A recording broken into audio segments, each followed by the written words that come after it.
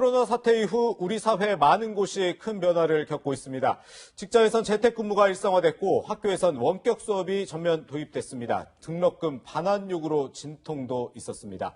코로나 이후 우리 대학이 어떤 모습으로 변화 발전해야 할지 아주대 박형주 총장 모시고 말씀 들어보겠습니다. 안녕하십니까? 네, 안녕하세요. 네, 그야말로 코로나가 우리의 일상을 바꿔놨다 해도 과언이 아닐 텐데 대학교도 예외는 아닐 것 같아요. 갑작스럽게 전면적인 원격 수업이 시행되면서 여러 가지 초기에 혼선이 있었죠. 또 초중고와는 또 다른 게 초중고는 일반적으로 30명 이내의 학생으로 한 반이 구성되지만 대학에는 뭐 그거보다 훨씬 더 큰 규모의 수업들이 많습니다. 그러니까 좀 더 안전한 수업 관리가 좀 더 어려운 상황이었고요. 또 유학생 이슈라거나 뭐 그 기숙사의 안전한 관리라거나 그리고 이제 수업을 진행하는 문제뿐만 아니라 시험은 어떻게 볼 것인지 평가 문제까지 대혼란이었습니다만 또 그 와중에 동아리라거나 문화활동의 부재는 참 아쉬운 부분이죠. 그랬군요.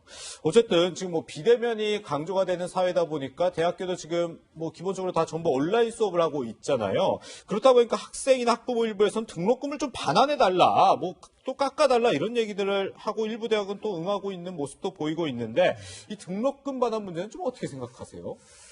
네, 우리 대학의 경우에도 초기에 학생들로부터 두 가지의 문제 제기가 있었습니다. 첫 번째는 이제 전면 온라인 강의 실시로 인해서 교육의 질이 낮아질 거라는 이제 우려가 있었고요. 그리고는 또 다른 문제는 도서관이나 이런 대학의 시설을 학생들이 사용하지 못하지 않느냐라는 그런 또 문제 제기가 있었죠. 그러니까 아마 등록금 반환 요구의 논거가 이 두 가지일 것으로 생각합니다만 학생들 입장에서 볼 때는 타당한 문제 제기라고 생각합니다.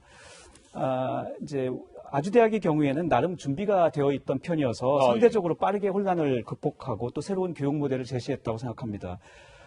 미래의 대학은 온라인과 오프라인이 섞인 블렌디드 러닝 방식으로 이전할 것이다라고 미리부터 예상하고 있었고요. 이에 따라서 교내에 자동 녹화 시설을 갖춘 강의실을 42개 확보하고 있었고 또 동영상 전문가가 근무하는 그런 녹화 스튜디오도 3개를 확보하고 있었습니다. 그렇군요. 이런 여러 사전 준비 때문에 다행히 교수진이나 학생들이 다 새로운 학습 환경에 빠르게 적응할 수 있었고요. 또 최적의 수업 모델을 찾는 노력이 이루어졌습니다. 학기 종료 후에 저희들이 강의 평가를 했습니다. 학생들이 과연 어떻게 봤는지. 근데 오히려 1년 전보다 강의 평가가 더 높았습니다. 저희들도 의외라고 생각했는데요. 근데 이 온라인 강의는 두 가지 방식이 있습니다. 얼굴을 보면서 수업하는 그런 실시간 화상 강의도 있고, 또 사전에 녹화된 그리고 편집된 그런 강의 동영상을 업로드하는 방식도 있고. 그런데 이번에 평균 강의 평가가 가장 높았던 방식은 두 방식을 혼합한 수업들이었습니다. 그래서 요지는 1학기 수업이 온라인 방식이었고 이전에 우리가 해보지 않은 방식이었지만 교육의 질을 유지하는 데 성공했다고 자평합니다. 두 번째 또 학생들이 제기했던 문제, 그러니까 대학 시설의 미사용 문제를 해결해야 되잖아요. 그래서 우리 대학은 학생들이 이제 안전한 거리 두기가 가능한 장소에서 친구들과 다양한 활동을 할 수 있도록 하자라고 결정을 했습니다. 그래서 학생광장을 현재 대대적으로 개보수하고 있고 날씨와 관계없이 실외에서 안전하게 공부도 하고 문화활동도 할 수 있게 그런 시설을 갖추자 이런 취지인데요. 학생들의 제안으로 시작됐습니다만 현재 이미 큰 규모의 카페를 갖춘 커뮤니티 라운지가 이미 완공됐고 추가 공사가 현재 방학 중에 진행 중입니다. 그래서 하지만 이와 별도로 알바 자리가 부족하고 학생들이 재정적으로 어려운 건 사실입니다. 그렇군요. 그래서 이러한 문제들을 대학이 당연히 지원할 필요가 있고 그래서 저희들이 코로나 극복 장학을 신설하고 여러 가지 재원을 지금 마련하고 있습니다. 그래서 교육의 질이 낮아질 거라는 그런 우려 그리고 문화활동 등이 부족하다는 그런 우려에는 시급한 대응이 필요했고 저희들은 어느 정도 성공했다고 자평합니다. 하지만 이제는 코로나 상황이 장기화할 때를 대비한 준비를 시작해야 합니다. 포스트 코로나가 이제 화두죠. 그렇죠. 새로운 방식의 교육이 등장하고 나아가서 교육과정 개편도 필요할 것으로 봅니다. 대비해서 대학이 끊임없이 미래교육에 맞는 시스템을 개발하고 인프라 개선을 하는 그리고 지속적으로 재정 투자를 하는 그런 노력이 필요합니다. 정말 여러 교육 방식에 대해서 이제 고민을 하고 계신 것 같은데 지난해에는 세계 최대 IT 박람회 CES의 학생들을 데리고 다녀오셨다고 들었어요. 여기 또 학생들에게 뭘 가르쳐주고 싶길래 이렇게 다녀온 건지 궁금하거든요. 제가 몇 년 동안 CES 다녀왔었는데요. 가봤더니 세상 변화의 속도를 체감할 수 있는 곳이다라는 생각이 들었습니다. 예. 그래서 학생들도 이런 변화의 현장을 보면 뭔가 미래에 대한 새로운 가능성을 갖지 않을까라는 생각이 있었는데요. 작년에 마침 어떤 독지가가 이런 목적으로 학생들을 이걸 한번 데려가면 어떻겠습니까? 라고 하면서 기부를 하셨어요. 그래서 학생들이 여비가 마련된 거죠. 네네. 현지에서 한국인들인 한국의 작은 스타트업 기업이 개발한 그런 부스를 한번 갔었는데요. 예. 반려동물을 운동시키는 기구였는데 관람자들도 굉장히 많았고 수백만 달러의 계약이 현장에서 체결되고 있었습니다. 예. 그러니까 고난도의 기술이 아니어도 감동적인 성취를 이룰 수 있다라는 걸 체감했는데 네네. 그 당시에 같이 갔던 4명의 학생 중에 1명이 실제로 다녀와서 작은 회사를 창업했습니다. 그랬군요. 근데 CES 직후에 저희들이 실리콘밸리도 갔거든요. 예. 그래서 현지에 구글이나 이런 IT 기업에 있는 한국계 직원 4명이랑 같이 얘기를 나눌 기회가 있었는데요. 이렇게 세계적으로 참 이게 취업하기 힘든 그런 대기업에 어떻게 성공적으로 취업했느냐고 비결이 뭐냐고 제가 물어봤어요. 이분들 말이 4명 다 네. 대학 시절에 서머 인턴을 여기서 이 실리콘밸리에서 비슷한 기업에서 했다고. 네네. 그리고 요즘에 실리콘밸리의 분위기는 그러한 이 대학 시절에 그런 인턴 경험 없이 나중에 취업이 힘든 그런 상황인 것 같다고 이런 말을 해요. 네네. 그런 말을 듣고 제가 오면서 우리나라 대학에서도 앞으로는 정말 기업 인턴 프로그램을 더 늘려야 되겠구나 이런 생각도 했습니다. 네, 정말 총장님 많은 고민을 하고 계신 것 같은데 문제는 이제 곧 있으면 사실 2학기가 시작이 될 텐데 2학기에는 좀 등교 수업이 가능할지 이 부분이 참 궁금하거든요. 당연히 코로나 상황의 안정 여부가 관건입니다. 그렇겠죠. 코로나가 안정적으로 관리된다면 당연히 등교 수업을 해야죠. 예. 현재 일단 우리 대학의 현재 준비는 15명 이내의 작은 수업은 등교 수업을 자율에 맡기고 예. 그 이상인 큰 수업의 경우에는 우리 대학의 감염병 관리위원회라고 하는 전문가가 있는 위원회에 점검 그리고 승인을 받도록 했습니다. 그래서 이원화했는데요. 예. 중요한 것은 안전하게 그러면서도 학생들이 이런 배움이 가능한 그런 환경을 만드는 것이고요. 예.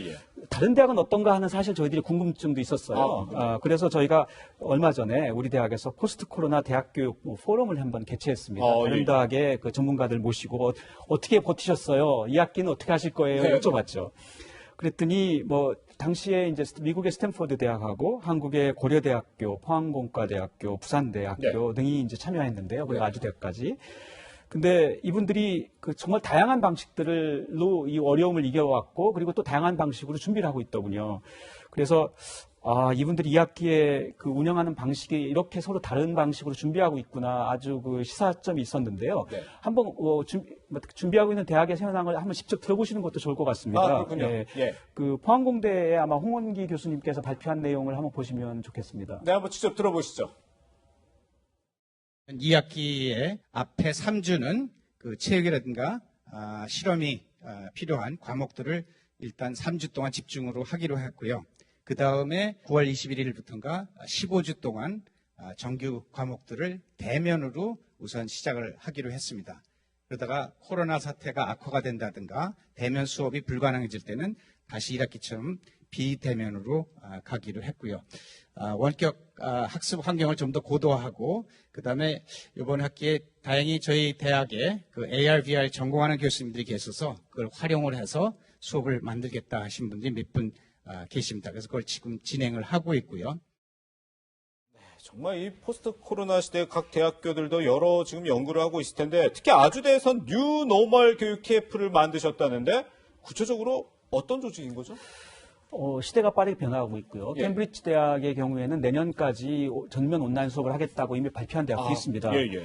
온오프가 섞인 블렌디드 러닝은 피할 수 없는 미래라고 보고요. 예. 또 세간에 잘 알려진 미네르바 대학의 경우에는 이전부터 실시간 화상 수업을 100% 진행하고 있었는데 네.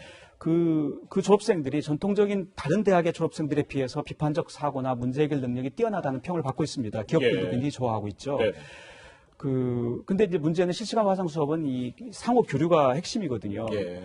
그래서 특히 인공지능 방식의 시스템으로 분석해서 그 결과를 교수에게 돌려줘서 학생 교육에 다시 반영하는 이러한 피드백이 중요합니다. 그래서 뉴노멀이 지향하는 바는 노멀을 준비하는 것입니다. 예. 그래서 대면이냐 비대면이냐가 전 문제가 아닌 것 같고요. 네. 비대면 교육에서도 교수 학생 상호작용이 중요하다면 적정한 환경을 찾아내고 개발해야 된다 생각합니다. 그래서 문제 해결을 위한 토론이 온라인상에서도 가능하도록 시스템을 구축하는 게 당장 필요합니다. 예.